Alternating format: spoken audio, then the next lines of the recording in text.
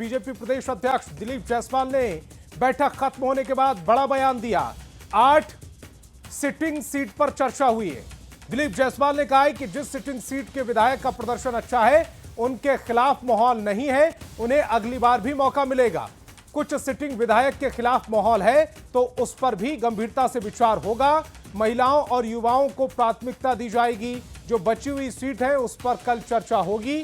NDA में कोई बड़ा भाई और छोटा भाई नहीं है, यह भी स्पष्ट किया गया है दिलीप जायसवाल की ओर से। उन्होंने स्पष्ट किया है कि एनडीए में कोई बड़ा भाई छोटा भाई नहीं है। एनडीए पूरी एकता के साथ चुनाव लड़ेगा और जीतेगा भी। आज हम लोगों ने करीब 60 सीट पर चर्चा हम लोग कर पाए, सिटिंग सीट पर, बचे हुए सिटिंग सीट पर, और जो हारा हुआ हमारा सीट है जिस पर कि बीजेपी पिछले बार 2020 में लड़ी थी, उस पर कल फिर चर्चा होगी और कल फिर 6 बजे से चुनाव समिति की बैठक होगी। आज 60 सीट पर चर्चा हुई है। जो हमारे वर्तमान विधायक हैं उनके परफॉर्मेंस पर और वहां से जो लोग संभावित उम्मीदवार ने अपना इच्छा जाहिर किया है उन लोगों पर भी चर्चा हुई है। ने टिकट में तो हमारा 3-4 तरह का क्राइटेरिया है।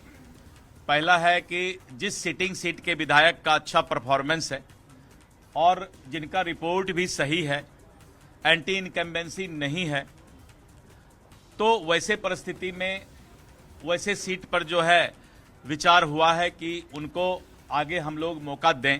इस बार कोई बड़े भाई छोटे भाई की भूमिका नहीं है। इस बार एनडीए एकजुट होकर चट्टानी एकता के साथ आगाज करते हुए चुनाव लड़ रही है। धन्यवाद।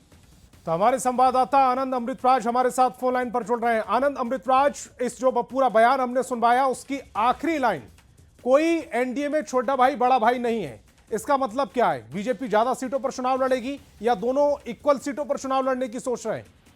देखिए, बेहद दिलचस्प है। 2020 में विधानसभा चुनाव में जेडीयू ने 115 सीट पर अपने उम्मीदवार उतारे थे और बीजेपी ने 110 सीट पर उम्मीदवार उतारे थे, लेकिन परिस्थिति इस बार बदली है। इस बार चिराग पासवान की भी एंट्री हुई है और उपेंद्र कुशवाहा की भी। इस वजह से इस बार दोनों उतने सीटों पर चुनाव लड़ेंगे। दोनों गठबंधन की बड़ी पार्टियां हैं, वो संभव नहीं लगता है। दूसरी महत्वपूर्ण बात कि कोई बड़े भाई और छोटे भाई की भूमिका में नहीं है। इसका मतलब ये भी एक वजह हो सकती है कि दोनों बराबर के सीट पे चुनाव लड़े या 1 या 2 सीट पे इधर उधर का मार्जिन हो सकता है।